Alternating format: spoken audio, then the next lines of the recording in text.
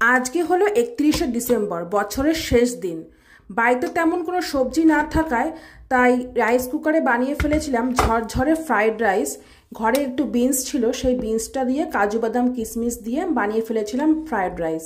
এই রাইস কুকারটা এখানে কেনা হয়েছিল ভাত করার জন্য, কারণ এখানে ভাত করে ফ্যান ফেলা ভীষণ ঝামেলার ব্যাপার। তাই রাইস কুকারটা কেনা হয়েছিল ঝরঝরে ভাত খাবো বলে। আজকে সকালবেলায় ঘুম থেকে ওঠার পর বর বলল যে আজকে ফ্রাইড রাইস খেতে মন চাইছে, তাই চট করে রাইস কুকারেই বানিয়ে ফেললাম ফ্রাইড রাইস। আর দেখলাম বেশ ঝরঝরেও হয়েছে আর খেতেও ভালো হয়েছে। আর এর সাথে চিলি চিকেন হলে জমে যেত ব্যাপারটা, কিন্তু ঘরে চিকেন না থাকায় বানিয়ে ফেলেছিলাম এই চিলি সয়াবিন রেসিপি। এটা সয়াবিন দিয়ে বানিয়েছিলাম, কিন্তু খেতে হয়েছিল পুরো চিকেনের মতোই।